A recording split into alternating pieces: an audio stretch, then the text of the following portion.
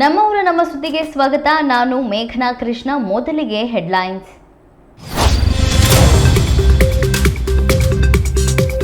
ಕರುನಾಡಲ್ಲಿ 1000 ದಿನ ಪೂರೈಸಿದ ಕಾಂಗ್ರೆಸ್ ಸರ್ಕಾರ, ಲಕ್ಷಾಂತರ ಕುಟುಂಬಕ್ಕೆ ಹಕ್ಕುಪತ್ರ. ಹಾವೇರಿಯಲ್ಲಿ ರಣಕಹಳೆ ಊದಿದ ಕೈನಾಯಕರು.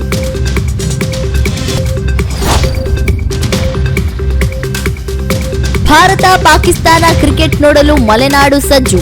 ಭಾರತ ತಂಡಕ್ಕೆ ಜೋಶ್ ತುಂಬಿದ ಶಿವಮೊಗ್ಗ ಚಿಣ್ಣರು. ತ್ರಿವರ್ಣ ಧ್ವಜ ಹಿಡಿದು ಚಿಯರ್ ಅಪ್.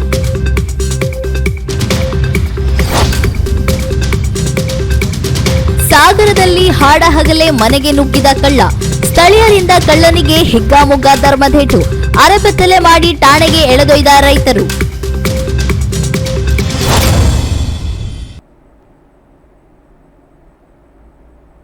ಈಗೊಂದು ಬಿಗ್ ಬ್ರೇಕಿಂಗ್ ನ್ಯೂಸ್ ಬರಲಿದೆ, ಬನ್ನಿ ನೋಡೋಣ.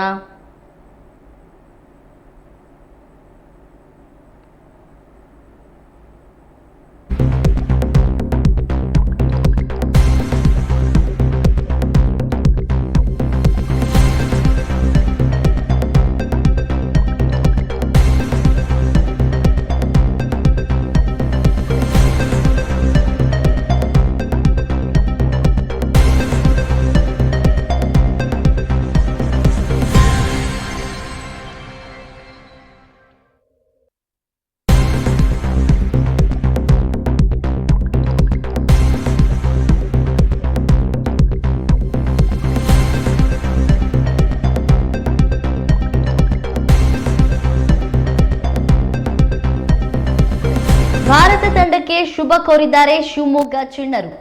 ನೆಹರು ಕ್ರೀಡಾಂಗಣದಲ್ಲಿ ಚಿಣ್ಣರ ಕ್ರಿಕೆಟ್ ಕ್ರೇಜ್ ಹೆಚ್ಚಾಗಿದೆ. ಬುಮ್ರಾ ಸಖತ್ ಬೌಲಿಂಗ್ ಮಾಡಲಿ ಎಂದು ಚಿಣ್ಣರು ಹಾರೈಸಿದ್ದಾರೆ. ತ್ರಿವರ್ಣ ಧ್ವಜ ಹಿಡಿದು ಅಭಿಮಾನ ವ್ಯಕ್ತಪಡಿಸಿದ್ದಾರೆ. ವಾರ್ನಲ್ಲೂ ಇಂಡಿಯಾ ಗೆದ್ದಿದೆ, ಕ್ರಿಕೆಟ್ನಲ್ಲೂ ಇಂಡಿಯಾ ಗೆಲ್ಲಬೇಕು ಎಂದು ಚಿಣ್ಣರು ಅಭಿಪ್ರಾಯಪಟ್ಟಿದ್ದಾರೆ.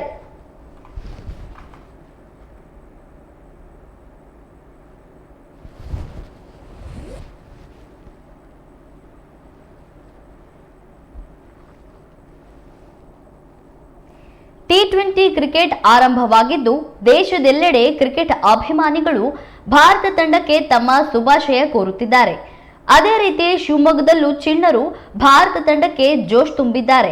ಶಿವಮೊಗ್ಗದ ನೆಹರು ಕ್ರೀಡಾಂಗಣದಲ್ಲಿ ಚಿಣ್ಣರು ತ್ರಿವರ್ಣ ಧ್ವಜ ಹಿಡಿಯುವ ಮೂಲಕ ತಮ್ಮ ಕ್ರಿಕೆಟ್ ಅಭಿಮಾನ ಹೊರಹಾಕಿದ್ದಾರೆ. ಇನ್ನು ಬೂಮ್ರಾ ಸಖತ್ ಬೌಲಿಂಗ್ ಮಾಡಲಿ, ಭಾರತ ತಂಡದ ಆಟಗಾರರು ಒಳ್ಳೆಯ ಬ್ಯಾಟಿಂಗ್ ಆಡಲಿ ಎಂದು ಜೋಶ್ ತುಂಬಿದ್ರು. ಪಾಕಿಸ್ತಾನದ ವಿರುದ್ಧ ವಾರ್ನಲ್ಲೂ ಇಂಡಿಯಾ ಗೆಲ್ಲಿತು, ಕ್ರಿಕೆಟ್ನಲ್ಲಿ ಮತ್ತೆ ಇಂಡಿಯಾ ಗೆಲ್ಲಲಿ ಎಂದು ಶುಭ ಹಾರೈಸಿದ್ದಾರೆ.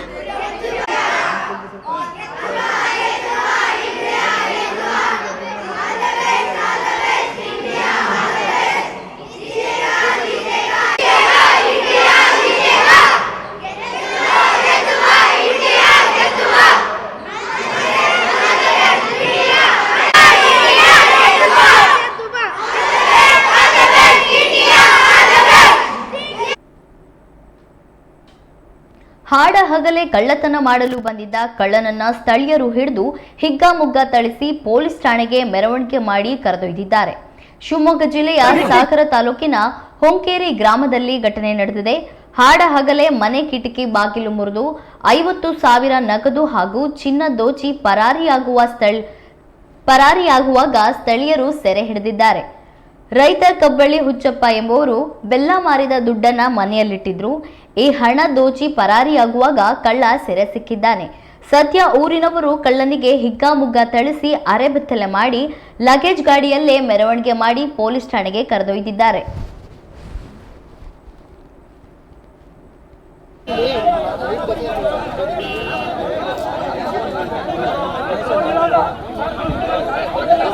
ಮುಬಾರಕ ಸೈಡ್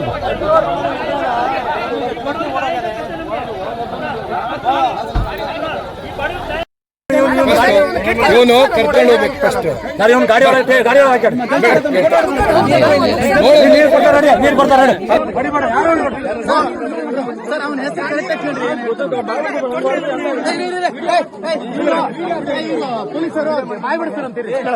ಸರ್ ಕೇಳಿ ಸರ್.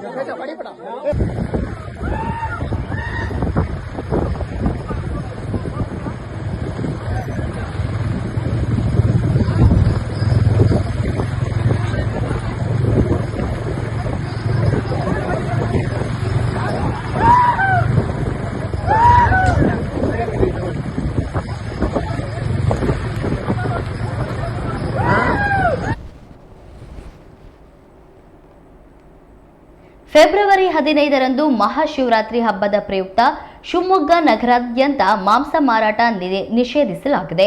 ಶಿವಮೊಗ್ಗ ನಗರದ ಹರಕೆರೆ ಶ್ರೀ ರಾಮೇಶ್ವರ ಸ್ವಾಮಿ ಮತ್ತು ಸೂಳೆಬೈಲು ಬೆಟ್ಟದ ಮಲ್ಲೇಶ್ವರ ದೇವಸ್ಥಾನದಲ್ಲಿ ಅಧಿಕ ಭಕ್ತರ ಸಂಖ್ಯೆ ಇರುವುದರಿಂದ ಬದಲಿ ಮಾರ್ಗವನ್ನ ವಾಹನ ಸವಾರರಿಗೆ ಜಿಲ್ಲಾಡಳಿತ ಸೂಚಿಸಿದೆ.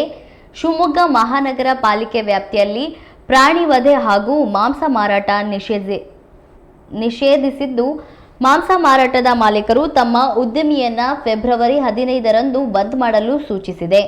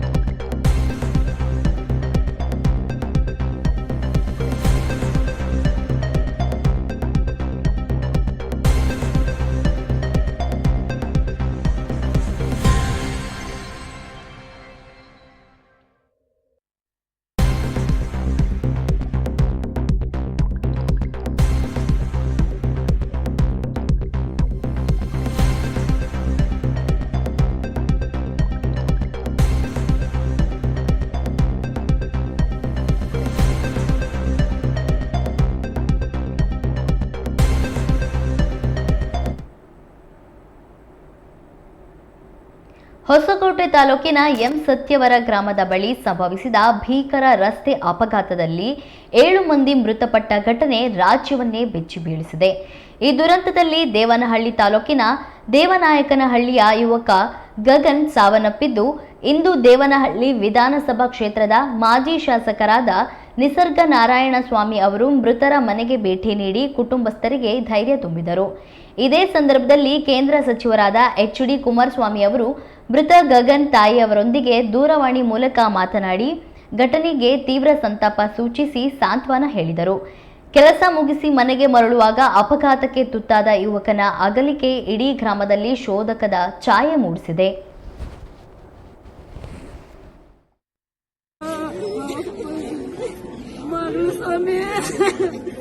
ಅಣ್ಣ ನಾವೆಲ್ಲ ಇದ್ದೀರಮ್ಮ, ಕುಮಾರಣ್ಣ ಹೇಳ್ತಿರ್ತಾರಮ್ಮ, ನಾವೆಲ್ಲ ಇದ್ದೀರಮ್ಮ. ಇನ್ನು ದೊಡ್ಡ ಮಗನು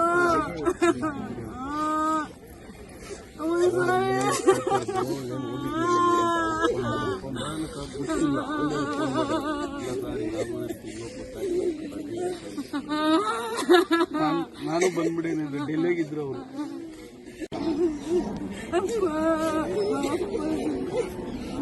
ಸ್ವಾಮಿ ಅಣ್ಣ ನಾವೆಲ್ಲ ಇದ್ದೀರಮ್ಮ, ಕುಮಾರಣ್ಣ ಹೇಳ್ತಿರ್ತಾರಮ್ಮ, ನಾವೆಲ್ಲ ಇದ್ದೀರಮ್ಮ. ಇನ್ನು ದೊಡ್ಡ ಮಗನು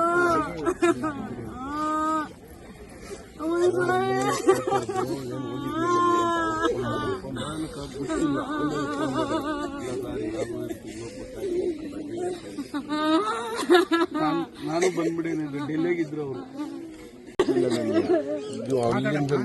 ಮಾತಾಡಮ್ಮ. ಇಲ್ಲ ಸ್ವಾಮಿ, ಇಲ್ಲ ಸ್ವಾಮಿ, ಇಬ್ಬರು ಸ್ವಾಮಿ.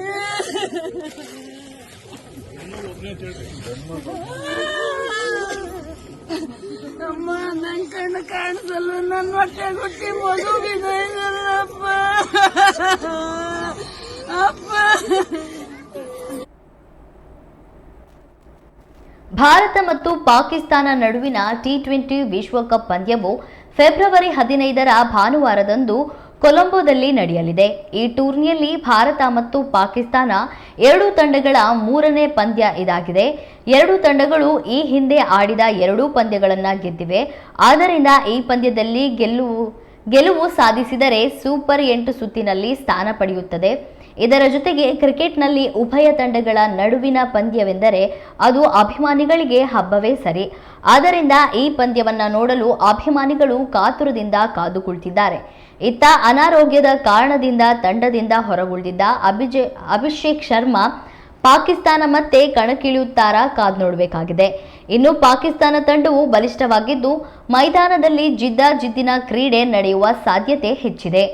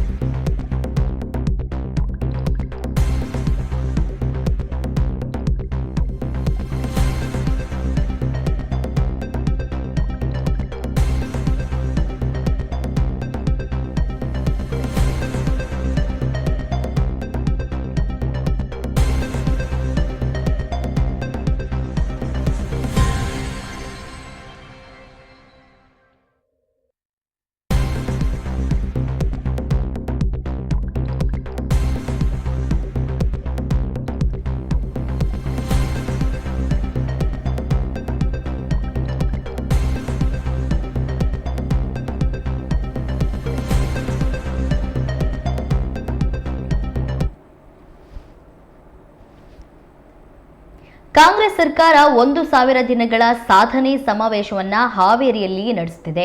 ಇದು ಸಾಧನೆಯಲ್ಲ, ವಂಚನೆ, ಆರ್ಥಿಕ ಮತ್ತು ಆಡಳಿತದ ದಿವಾಳಿತನ ಎಂದು ಶಿವಮೊಗ್ಗ ಸಂಸದ ಬಿವೈ ರಾಘವೇಂದ್ರ ಆರೋಪಿಸಿದ್ದಾರೆ. ಈ ಕುರಿತು ಇಂದು ಶಿವಮೊಗ್ಗದಲ್ಲಿ ನಡೆದ ಸುದ್ದಿಗೋಷ್ಠಿಯಲ್ಲಿ ಮಾತನಾಡಿದ ಅವರು, ರಾಜ್ಯದ ಜನ ಸಂಕಷ್ಟ ಎದುರಿಸುತ್ತಿದ್ದಾರೆ, ಅಭಿವೃದ್ಧಿ ನಿಂತು ಹೋಗಿದೆ, ಗುತ್ತಿಗೆದಾರರು ಕಣ್ಣೀರಿನಲ್ಲಿ ಕೈ ತೊಳೆಯುತ್ತಿದ್ದಾರೆ, ಗ್ಯಾರಂಟಿಗೆ ಹಣ ಒದಗಿಸಲು ಆಗ್ತಾ ಇಲ್ಲ, ಸಾಧನಾ ಸಮಾವೇಶ ಜನರನ್ನ ಮುಜುಗರ ಉಂಟು ಮಾಡುವ ಸಮಾವೇಶ ಎಂದು ವಾಗ್ದಾಳಿ ನಡೆಸಿದ್ದಾರೆ. ಕಾನೂನು ಸುವ್ಯವಸ್ಥೆ ಹದಗೆಟ್ಟಿದೆ, ಅಗತ್ಯ ವಸ್ತುಗಳ ಏರಿಕೆಯಾಗ್ತಿದೆ, ಇದರ ನಡುವೆ ಕುರ್ಚಿಗಾಗಿ ಕಚ್ಚಾಟ ನಡೀತಾ ಇದೆ. ಅಬಕಾರಿ, ಮೂಡ, ವಾಲ್ಮೀಕಿ ನಿಗಮದಲ್ಲಿ ಹಗರಣಗಳು, ಓಲೈಕೆ ರಾಜಕಾರಣಕ್ಕೆ ಸೀಮಿತಗೊಳಿಸಿ ಕಾಂಗ್ರೆಸ್ ಆಡಳಿತ ನಡೆಸುತ್ತಿದೆ. ಗೃಹಲಕ್ಷ್ಮಿ ಗ್ಯಾರಂಟಿ 5,200 ಕೋಟಿ ಹಣ ಕೊಡಲು ಸಾಧ್ಯವಾಗದೆ ಬೆಳಗಾವಿ ವಿಧಾನಸಭೆಯಲ್ಲಿ ಉತ್ತರ ಕೊಡಲಾಗಲಿಲ್ಲ ಎಂದು ಆರೋಪಿಸಿದರು.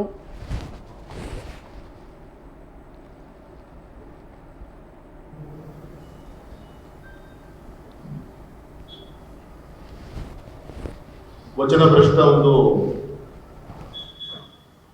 ಕಾಂಗ್ರೆಸ್ ಸರ್ಕಾರ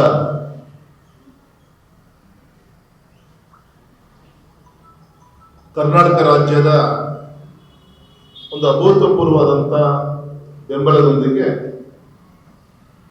ಸರ್ಕಾರ ರಚನೆಯಾಗಿ 1,000 ದಿನಗಳ ಒಂದು ಸಾಧನಾ ಸಮಾವೇಶವನ್ನು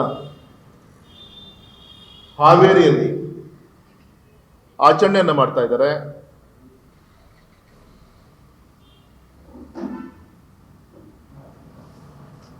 ಇದನ್ನ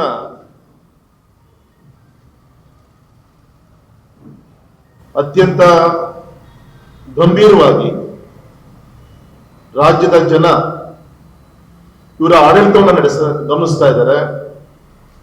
ನಮ್ಮ ಪಕ್ಷದ ಅನೇಕ ವೇದಿಕೆಯಲ್ಲಿ ಒಂದು ವಿರೋಧ ಪಕ್ಷವಾಗಿ ಅನೇಕ ಬಾರಿ ಪ್ರಸ್ತಾಪವನ್ನು ಕೂಡ ನಾವು ಮಾಡಿದ್ದೀವಿ.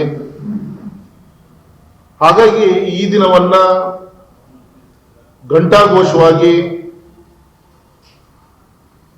ಒಂದು ಅಧಿಕೃತ ವಿರೋಧ ಪಕ್ಷವಾಗಿ ರಾಜ್ಯದಲ್ಲಿ ಯಾವುದೇ ಮುಜುಗರ ಇಲ್ಲದ ರೀತಿಯಲ್ಲಿ 1,000 ದಿನದ ಸಮಾವೇಶ ಅನ್ನಕ್ಕಿಂತ 1,000 ದಿನದ ಒಂದು ವಂಚನೆ, ಭ್ರಷ್ಟಾಚಾರ, ದುರಾಡಳಿತ, ನೈತಿಕ ಮತ್ತು ಆರ್ಥಿಕವಾದಂತಹ ಒಂದು ದಿವಾಳಿತನದ ಒಂದು ಪರ್ವ ಅಂತ ಹೇಳಿ ನಾ ಈ ಸಂದರ್ಭದಲ್ಲಿ ತಮ್ಮ ಮುಖಾಂತರ ಈ ಸರ್ಕಾರಕ್ಕೆ ಹೇಳುವಂತ ಒಂದು ಪ್ರಯತ್ನವನ್ನು ನಾನು ಮಾಡ್ತಾ ಇದ್ದೀನಿ. ಇದು ಸಾಧನಾ ಸಮಾವೇಶ ಅನ್ನಕ್ಕಿಂತ ಜನರಿಗೆ ತೊಂದರೆ ಕೊಟ್ಟಂತ ಒಂದು ಯಾತನಾ ಸಮಾವೇಶ ಅಂತ ಹೇಳಿದ್ರು ಕೂಡ ತಪ್ಪಾಗ್ಲಾರ್ದು. ಯಾಕೆಂದ್ರೆ ಸರ್ಕಾರ ಬಂದು ಇಷ್ಟು 2.5 ವರ್ಷ ಆಯಿತು. ಸಾವಿರಾರು ದಿನಗಳ ಸಾವಿರಾರು ಸಂಕಷ್ಟಗಳನ್ನ ಇಡೀ ರಾಜ್ಯದ ಜನ ಒಂದಲ್ಲ ಒಂದು ರೀತಿಯಲ್ಲಿ ಎದುರಿಸ್ತಾ ಇದ್ದಾರೆ. ವಿಶೇಷವಾಗಿ ರಾಜ್ಯದ ಅಭಿವೃದ್ಧಿಯ ವಿಚಾರವನ್ನ ತೆಗೆದುಕೊಂಡಾಗ ಸಂಪೂರ್ಣವಾಗಿ ನಿಂತು ಹೋಗಿದೆ. ಗುತ್ತಿಗೆದಾರರು ಕಣ್ಣೀರಲ್ಲಿ ಕೈಯನ್ನ ತೊಳಿತಾ ಇರೋದನ್ನು ಕೂಡ ನಾವು ಗಮನಿಸ್ತಾ ಇದ್ದೀವಿ. ಮತ್ತೆ ಅವ್ರು ಗ್ಯಾರಂಟಿ ಯೋಜನೆ ಅಂತ ಏನು ಹೇಳ್ಕೊಂತ ಬಂದ್ರು, ಮತವನ್ನ ಪಡೆದುಕೊಂಡು ಬಂದ್ರು, ಸರ್ಕಾರವನ್ನ ರಚನೆಯನ್ನ ಮಾಡಿದ್ರು. ಮಾಡಾದ್ಮೇಲೆ ನಮ್ಮ ಯುವ ನಿಧಿಗೆ ಬಾಕಿ ಇರುವಂತ ಸ್ಟೈಫಂಡ್ ಅನ್ನ ಕೊಡುವಂತ ಕೆಲಸ ಈ ಸರ್ಕಾರದಿಂದ ಆಗ್ತಾ ಇಲ್ಲ. ಕೋಟ್ಯಾಂತರ ಖರ್ಚು ಮಾಡಿ ಇವತ್ತು ಹಾವೇರಿಯಲ್ಲಿ ತಮ್ಮ ಬೆನ್ನನ್ನ ತಾವೇ ಚಪ್ಪರಿಸಿಕೊಳ್ಳುವಂತ ಒಂದು ಕಾಂಗ್ರೆಸ್ಸಿನ ಒಂದು ಸಾಧನಾ ಸಮಾವೇಶ ಅಂತ ಹೇಳಿ ಏನ್ ಹೇಳಲಿಕ್ಕೆ ಕೊಟ್ಟಿದ್ದಾರೆ. ಇದು ಎಲ್ಲೋ ಒಂದ್ ಕಡೆಗೆ ರಾಜ್ಯದ ಜನರನ್ನ ಒಂದು ಅಣಗಿಸುವಂತ ಒಂದು ರಾಜ್ಯ ಜನರನ್ನ ಮುಜುಗರ ವ್ಯಕ್ತಪಡಿಸುವಂತ ಒಂದು ಸಮಾವೇಶ ಅಂತ ಹೇಳಿದ್ರು ಕೂಡ ತಪ್ಪಾಗ್ಲಾರ್ದು. ಯಾಕೆಂದ್ರೆ ನಮ್ಮ ರಾಜ್ಯದಲ್ಲಿ ಸರ್ಕಾರ ಆಡಳಿತಕ್ಕೆ ಬಂದ ಮೇಲೆ ಆಗ್ಲೇ ಹೇಳಿದಾಗೆ ಅಭಿವೃದ್ಧಿ ಕಾರ್ಯಗಳು ಸಂಪೂರ್ಣವಾಗಿ ನಿಂತು ಹೋಗಿದೆ. ಆದ್ರೂ ಕೂಡ ಜನ ಕಷ್ಟದಲ್ಲಿದ್ರೇನು ಅನ್ನೋ ರೀತಿಯಂತ ಒಂದು ನಡವಳಿಕೆ ಅವರದು. ಕಾನೂನು ಸುವ್ಯವಸ್ಥೆ ಸಂಪೂರ್ಣವಾಗಿ ನಿಂತು ಹಾಳಾಗಿ ಹೋಗಿದೆ. ರೈತರು ಆತ್ಮಹತ್ಯೆಯನ್ನ ಮಾಡ್ಕೊಳ್ತಿರುವಂತ ಸಂಖ್ಯೆ ದಿನ ದಿನ ಏರ್ತಾ ಇರೋದು ನಾವೆಲ್ಲರೂ ಕೂಡ ಗಮನಿಸ್ತಾ ಇದ್ವಿ. ಆದ್ರೂ ಕೂಡ ತಮಗೆ ತಾವು ಸರ್ಟಿಫಿಕೇಟ್ಗಳನ್ನ ಘೋಷಣೆ ಮಾಡಿಕೊಳ್ಳುವಂತ ಒಂದು ಹಾವೇರಿ ಸಮಾವೇಶವನ್ನ ಅವ್ರು ಮಾಡ್ತಾ ಇದ್ದಾರೆ. ಮತ್ತು ವಿಶೇಷವಾಗಿ ಸರ್ಕಾರ ಬಂದಾಗಿಂದ ಈಗಿನವರು ಕೂಡ ಕುರ್ಚಿಗೋಸ್ಕರ ಕಚ್ಚಾಟವನ್ನು ಮಾಡ್ತಾ ಇದ್ದಾರೆ, ಖಜಾನೆ ಲೂಟಿ ಮಾಡ್ತಾ ಇದ್ದಾರೆ. ಮೂಡ ಹಗರಣ ಇರ್ಬೋದು, ವಾಲ್ಮೀಕಿ ನಿಗಮದ ಹಗರಣ ಇರ್ಬೋದು, ಅಬ್ಕಾರಿ ಇಲಾಖೆಯಲ್ಲಿ ಯಾವ ರೀತಿ ಒಬ್ಬ ಅಧಿಕಾರಿ ಲಕ್ಷಗಟ್ಟಲೆ ದುಡ್ಡನ್ನ ಕೊಟ್ಟು ಅವನೊಬ್ಬ DC ಆಗಿ ಬರಬೇಕು ಅಂತ ಅನಿವಾರ್ಯತೆಯನ್ನು ಮೊನ್ನೆ ವಿಧಾನಸಭೆಯಲ್ಲಿ ನಮ್ಮ ಅಧ್ಯಕ್ಷರು ಮತ್ತೆ ನಮ್ಮ ವಿರೋಧ ಪಕ್ಷದ ನಾಯಕರುಗಳು ಯಾವ ರೀತಿ ಅದು ಬಿಚ್ಚಿಡುವಂತ ಒಂದು ಪ್ರಯತ್ನವನ್ನ ಮಾಡಿದ್ರೆ ಅಂತ ನೋಡಿದಿರಿ. ಹಗರಣಗಳಿರ್ಬೋದು ಮತ್ತು ಓಲೈಕೆ ರಾಜಕಾರಣ ಇರ್ಬೋದು. ಸಾಗರ ತಾಲೂಕಿನ ಎಡಮನೆ ಊರಿನಲ್ಲಿ 16 ಕುಟುಂಬಗಳನ್ನ ಒಕ್ಕಲೆಬ್ಬಿಸುತ್ತಿರುವ ವಿರುದ್ಧ ರಾಜ್ಯ ರೈತ ಸಂಘ ಆಕ್ಷೇಪ ವ್ಯಕ್ತಪಡಿಸಿದೆ. ಮೊದಲಿಗೆ ಸುದ್ದಿಗೋಷ್ಠಿಯಲ್ಲಿ ಮಾತನಾಡಿದ ಶಿವಾನಂದ ಕುಗ್ವೆ ಅವರು ಶರಾವತಿ ನದಿಗೆ ಡ್ಯಾಂ ಕಟ್ಟಿದ ಪರಿಣಾಮ ಮಲೆನಾಡಿನಲ್ಲಿ ಮಡೆನೂರು, ಸಾವೆಹಕ್ಲು, ವರಾಹಿ ಅಣೆಕಟ್ಟಿನಿಂದ ಸಾವಿರಾರು ಕುಟುಂಬಗಳು ಮನೆ ಕಳೆದುಕೊಂಡವು. 1945ರಿಂದ ನಡೆದರೂ ಪುನರ್ವಸತಿಯಾಗಿಲ್ಲ ಎಂದು ರಾಜ್ಯ ರೈತ ಸಂಘದ ಶಿವಾನಂದ ಕುಗ್ವೆ ಆರೋಪಿಸಿದರು. ಇನ್ನು ಕರೂರು ಬಾರಂಗಿ ಆವಿನಹಳ್ಳಿಯಲ್ಲಿ ಫಲವತ್ತಾದ ಭೂಮಿಯು ಸಾವಿರಾರು ಹೆಕ್ಟೇರ್ ಮುಳುಗಡೆಯಾಗಿದೆ. ಗಡಿ ಪ್ರದೇಶದ ಕಾಡುಗಳಲ್ಲಿ ಮಜಿರೆ ಹಳ್ಳಿಗಳಲ್ಲಿ ಜನವಸತಿಯಾಗಿದೆ. ಕೆಲ ಕುಟುಂಬಗಳು ಗುಡ್ಡಗಾಡು ಪ್ರದೇಶದಲ್ಲಿ 3 ತಲೆಮಾರು ಕಳೆದಿವೆ. ಇವರಿಗೆ ಮೂಲ ಸೌಕರ್ಯಗಳಿಲ್ಲ. ಆದಿವಾಸಿಗಳು, ರೈತರ ಜೀವನ ಅಧೋಗತಿಯಾಗಿವೆ. ಎಡಮನೆ ನೆಲ್ಲಾರೆಯಲ್ಲಿ 15 ಕುಟುಂಬಗಳನ್ನು ಒಕ್ಕಲೆಬ್ಬಿಸಲಾಗ್ತಿದೆ ಎಂದು ಆರೋಪಿಸಿದರು. ಈ ಎಡಮನೆ ಅಂತ ನಾನು ಹೇಳಿದ್ನಲ್ಲ, ಎಡಮನೆ ಅಂತ ಒಂದು ಹಳ್ಳಿ, ಅಲ್ಲೊಂದು 15-16 ಕುಟುಂಬ ತಲಾಂತರದಿಂದ ಇದ್ದಾವೆ, ಬದುಕಿದ್ದಾರೆ, ಕೃಷಿ ಮಾಡಿದ್ದಾರೆ, ಎಲ್ಲ ಮಾಡಿದ್ದಾರೆ. ಬಟ್ ಅಲ್ಲಿ ಹೋಗ್ಲಿಕ್ಕೆ ಸರಿಯಾದ ದಾರಿ ಇಲ್ಲ. ಆದರೆ ಅವರಿಗೆ ಈಗ ಕಳೆದ 1998ರಲ್ಲಿ ಅರಣ್ಯ ಇಲಾಖೆಯವರು, ವೈಲ್ಡ್ ಲೈಫ್ ಅರಣ್ಯ ಇಲಾಖೆಯವರು ಅವ್ರ ಮೇಲೆ ಪ್ರಕರಣ ದಾಖಲು ಮಾಡಿದ್ದಾರೆ. ಆ ಥರದೊಂದು 3-4 ಹಳ್ಳಿಗಳ ರೈತರ ಮೇಲೆ ಏನು ಇದು ವನ್ಯಜೀವಿ ಇದಕ್ಕೆ ಸೇರ್ತಾ ಇದೆ, ಕಾಡನ್ನು ಒತ್ತುವರಿ ಮಾಡಿದಿರಿ, ನಾವು ರಕ್ಷಣೆಗೋಸ್ಕರ ನಿಮ್ಮ ಕೇಸ್ ಹಾಕಿದ್ವಿ ಅಂತ ನಮ್ಮ ಇದರಲ್ಲಿ ಇದೆ, ನಮ್ಮ ಸ್ಟೇಟ್ಮೆಂಟಲ್ಲಿ. ಅದು 1998ರಲ್ಲಿ ಕೇಸ್ ಹಾಕಿದ್ರು. 2013ರಲ್ಲಿ ಅದು ಆದೇಶ ಆಗಿದೆ ಕೋರ್ಟಲ್ಲಿ, ಅರಣ್ಯ ನ್ಯಾಯಾಲಯದಲ್ಲಿ. ಏನಂತಾಗಿದೆ, ನೀವೆಲ್ಲ ಕೂಡ ಇಲ್ಲಿ ಖುಲ್ಲಾಪಡಿಸ್ಬೇಕು ಅಂತೇಳಿ ಆದೇಶ ಮಾಡಿದ್ದಾರೆ. ಆದೇಶ ಮಾಡಿದ ಮೇಲೆ ಅದು ಅಲ್ಲಿವರೆಗೂ ಗೊತ್ತಿಲ್ಲ, ಅವ್ರ ಜನಕ್ಕೆ ಗೊತ್ತೇ ಇಲ್ಲ. ಈಗ ಈ ಇದೇ ಫೆಬ್ರವರಿ 7ಕ್ಕೆ ಮತ್ತೊಂದು ಅಖೈರ್ ನೋಟಿಸ್ ಅಂತ ಕೊಡ್ತಾರೆ. ನೀವೆಲ್ಲ ನಿಮ್ಮ ಮನೆ, ಮಠ, ಜಾಮೀನು ಎಲ್ಲ ತಗೊಂಡು ನಿಮ್ಮ ಆಸ್ತಿ ಪಾಸ್ತಿ ಏನಿದೆ ಅದನ್ನೆಲ್ಲ ಕಿತ್ಕೊಂಡು ಹೋಗ್ಬೇಕು ನಿಮ್ಮ ಸ್ವಂತ ಖರ್ಚಲ್ಲಿ ಅಂತ ನೋಟಿಸ್ ಕೊಟ್ಟಿದ್ದಾರೆ. ಮೇಲಿನ ಮೇಲೆ ಅವ್ರಿಗೆ ಬಂದು ಕಿರುಕುಳ ಕೊಡ್ತಾ ಇದ್ದಾರೆ, ಕಾಟ ಕೊಡ್ತಾ ಇದ್ದಾರೆ ಈ ಅರಣ್ಯ ಇಲಾಖೆಯವರು. ಇದು ಬಹುಶಃ ಬಹಳ ದೊಡ್ಡ ಆಘಾತ ಅವರಿಗೆ, ಅಲ್ಲಿ ವಾಸವಾಗಿರೋರಿಗೆ. ಅದರಲ್ಲೂ ಒಂದು ತಲೆಮಾರು ಅಲ್ಲ, 3 ತಲೆಮಾರು ಕಳೆದಿದ್ದಾರೆ. ಅವ್ರ ಅಜ್ಜನ ಕಾಲದಿಂದ, ಮಕ್ಕಳ ಕಾಲದಿಂದ, ಇವತ್ತು ಮೊಮ್ಮಕ್ಕಳ ಕಾಲದಲ್ಲಿ. ಇವತ್ತು ಅವರಿಗೆ ಆ ಪರಿಸ್ಥಿತಿ ಇದೆಯಲ್ಲ, ಅದನ್ನೆಲ್ಲ ಬಿಟ್ಟು ಹೋಗೋದಿದೆಯಲ್ಲ, ಬಹಳ ಕಷ್ಟ ಆಗಿದೆ. ಇದನ್ನ ಅರಣ್ಯ ಇಲಾಖೆಯವರು ಉದ್ದೇಶಪೂರ್ವಕವಾಗಿ ಮಾಡ್ತಾ ಇದ್ದಾರೋ, ಸರ್ಕಾರದ ಒತ್ತಡದಿಂದ ಮಾಡ್ತಾ ಇದ್ದಾರೋ ನಮ್ಗೆ ಅರ್ಥ ಆಗ್ತಾ ಇಲ್ಲ. ಯಾಕಂದ್ರೆ ಹಾಗಾದ್ರೆ ಅವ್ರಿಗೆ ಏನಿದೆ, ದಾರಿ ಏನಿದೆ? ಈ ದೇಶಕ್ಕೆ ಅಲ್ಲ, ಈ ನಾಡಿಗೆ ಬೆಳಕು ಕೊಡೋದಕ್ಕಾಗಿ ಅವ್ರು ತ್ಯಾಗ ಮಾಡಿ ಹೋದ್ರಲ್ಲ, ಭೂಮಿ, ಮಠ ಎಲ್ಲದನ್ನು. ಆದ್ರೆ ಇವತ್ತು ಅವ್ರು ಎಲ್ಲೋ ಕುಂತಿದ್ದಾರೆ, ಸಾಗುವಳಿ ಮಾಡ್ತಿದ್ದಾರೆ, ಬದುಕಿದಾರಪ್ಪ. ಆ ಭದ್ರತೆನೇ ಇಲ್ಲ ಅವ್ರಿಗೆ. ಇವತ್ತು ಕಿತ್ಕೊಂಡು ಹೋಗ್ರಿ ಅಂತ ಇದ್ದಾರೆ. ಇದು ಅರಣ್ಯ ಇಲಾಖೆಯವರು ಮಾಡ್ತಾ ಇರ್ತಕ್ಕಂಥ ಒಂದು ಬಹಳ ಅತಿರೇಕದ ಕೆಲಸ.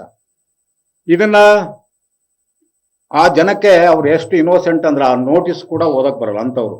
ಏನೋ ಯಾರೋ ಸ್ವಲ್ಪ ವಿದ್ಯಾವಂತರು ಓದಿ ಅದನ್ನ ಈಗ ಸ್ವಲ್ಪ ಬೆಳಕಿಗೆ ತಂದಿದ್ದಾರೆ. ಈಗ ನಾವು ಹೇಗಪ್ಪ ಅಂತೇಳಿ ತಲೆ ಮೇಲೆ ಕೈ ಹೊತ್ಕೊಂಡು ಕುಂತಿದ್ದಾರೆ. ಇದಕ್ಕೆ ನಾವು ಅಲ್ಲಿ ಹೋಗಿದ್ವಿ, ಆ ಸ್ಥಳಕ್ಕೆ ಹೋದಾಗ ಅವ್ರಿಗೆಲ್ಲ ಪರಿಸ್ಥಿತಿ ಅರ್ಥ ಆಯ್ತು ನಮಗೆ.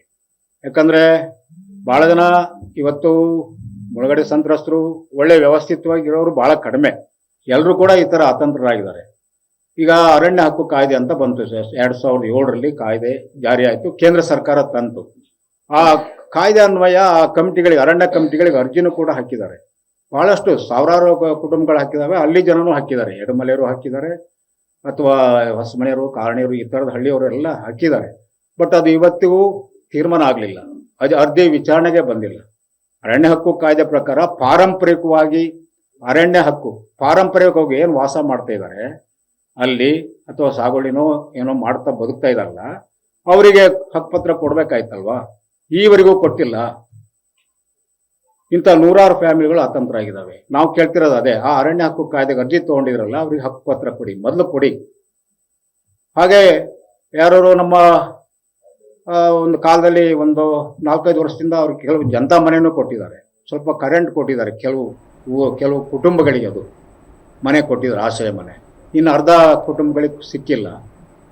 ಹೋರಾಟಕ್ಕೆ ಸಿದ್ಧವಾದ ಗುತ್ತಿಗೆದಾರರು. ಈ ಕುರಿತ ಸುದ್ದಿ ನೋಡೋಣ ಪುಟ್ಟ ವಿರಾಮದ ನಂತರ.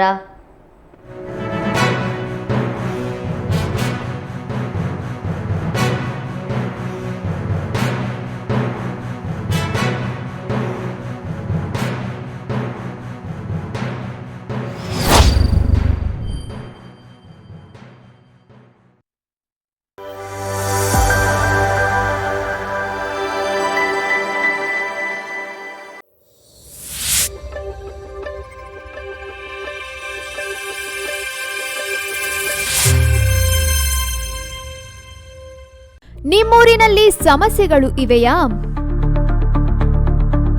ಸಂಬಂಧಪಟ್ಟವರ ಗಮನಕ್ಕೆ ತಂದ್ರೂ ಪ್ರಯೋಜನವಾಗಿಲ್ವೇ? ಹಾಗಾದ್ರೆ ನೀವು ಮಾಡಬೇಕಾಗಿರೋ ಕೆಲಸ ಇಷ್ಟೇ. ನಿಮ್ಮೂರಿನ ಸಮಸ್ಯೆ ಕುರಿತು ವಿಡಿಯೋ ಮಾಡಿ ಸ್ವಲ್ಪ ಮಾಹಿತಿ ನೀಡಿ. ಆ ವಿಡಿಯೋವನ್ನ ಈ ನಂಬರ್ಗೆ ಕಳುಹಿಸಿಕೊಡಿ. 9900218866. ನಿಮ್ಮ ಸಮಸ್ಯೆಗೆ ನಾವು ಧ್ವನಿಯಾಗುತ್ತೇವೆ. ವಾಟ್ಸ್ಆಪ್ ವರದಿಗಾರ. ವಿಶ್ವವಿಖ್ಯಾತ ಜೋಗ ಜಲಪಾತ, ಆಗುಂಬೆಯ ವೈಭವ, ಕೊಡಚಾದ್ರಿಯ ಸೌಂದರ್ಯ, ತುಂಗೆ ಮತ್ತು ಭದ್ರೆಯರ ಆರ್ಭಟ, ಶರಾವತಿ ನದಿಯ ವಿಹಂಗಮ ನೋಟ, ಮಲೆನಾಡ ಹೆಬ್ಬಾಗಿಲಿನ ಸಮಗ್ರ ಚಿತ್ರಣ,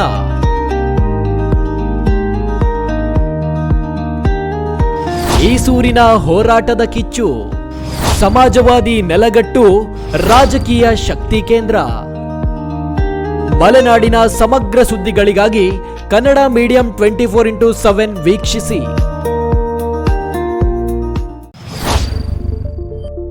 ಫೇಸ್ಬುಕ್ನಲ್ಲಿ 2 ಲಕ್ಷ ಫಾಲೋವರ್ಸ್, ಯೂಟ್ಯೂಬ್ನಲ್ಲಿ 1,90,000 ಸಬ್ಸ್ಕ್ರೈಬರ್ಸ್, ರಾಜ್ಯಾದ್ಯಂತ ಕೋಟಿ ಕೋಟಿ ವೀಕ್ಷಕರು. ಕೋಟಿ ಕೋಟಿ ವೀಕ್ಷಕರಿಗೆ ಧನ್ಯವಾದಗಳು. ನಿಮ್ಮ ಕನ್ನಡ ಮೀಡಿಯಂ 24x7.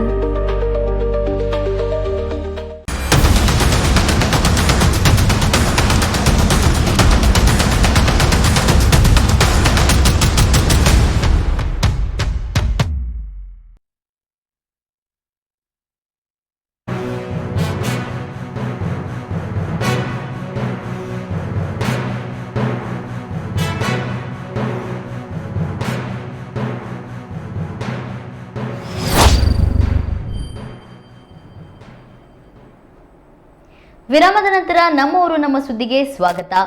ಎಡಮನೆಯಲ್ಲಿ ರೈತರನ್ನ ಒಕ್ಕಲೆಬ್ಬಿಸುವಾಗ ನಾನು ಸ್ಥಳಕ್ಕೆ ಭೇಟಿ ನೀಡಿದ್ದೇನೆ ಎಂದು ಬಿಜೆಪಿ ರಾಜ್ಯ ಪ್ರಧಾನ ಕಾರ್ಯದರ್ಶಿ ಅರತಾಳು ಹಾಲಪ್ಪ ಹೇಳಿದರು. ಫೆಬ್ರವರಿ 6ರಂದು ಸರ್ಕಾರ ಅವರನ್ನ ಒಕ್ಕಲೆಬ್ಬಿಸಿದ್ದರು. ಮೊದಲು ಇವರು ಮುಳುಗಡೆ ಸಂತ್ರಸ್ತರು, ಅಕ್ರಮ ಸಾಗುವಳಿದಾರರಲ್ಲ. ಇವರನ್ನ ಒಕ್ಕಲೆಬ್ಬಿಸಲಾಗುತ್ತಿದೆ, ಕಿರುಕುಳ ನೀಡಲಾಗ್ತಿದ್ದಾರೆ. ಇವರು ಬುಗರ್ ಹುಕ್ಕುಂದಾರರಲ್ಲ. ಸರ್ಕಾರ ಇವರನ್ನ ಗಡಿ ಭಾಗದಲ್ಲಿ ಬಿಟ್ಟು ಬಂದಿದ್ದು ಇವರಿಗಾಗಿಯೇ ಹೋದದ್ದಲ್ಲ. ಭಟ್ಕಳ, ಶಿಕಾರಿಪುರ, ಭದ್ರಾವತಿ, ಶಿವಮೊಗ್ಗ, ಸಾಗರದಲ್ಲಿ ಈ ಮುಳುಗಡೆ ಸಂತ್ರಸ್ತರಾಗಿದ್ದಾರೆ. ಅಕ್ರಮ ಸಾಗುವಳಿದಾರರಲ್ಲ. ರೇಷನ್ ಆಧಾರ್ ಕಾರ್ಡ್ ಇದ್ದವರು. ಇವರು ಅಕ್ರಮ ಸಾಗುವಳಿದಾರರು ಹೇಗೆ ಆಗ್ತಾರೆ ಎಂದು ಕೋಪಗೊಂಡಿದ್ದಾರೆ. ಕೆಲವು ಮಾಧ್ಯಮಗಳು ಇದ್ರ ಮೇಲೆ ಬೆಳಕು ಚೆಲ್ಲಿದ್ದಾರೆ. ನಾನು ಕೂಡ ಅಲ್ಲಿಗೆ ಸ್ಥಳಕ್ಕೆ ಭೇಟಿ ಕೊಟ್ಟು ಹೋಗಿ ಬಂದಿದ್ದೇವೆ.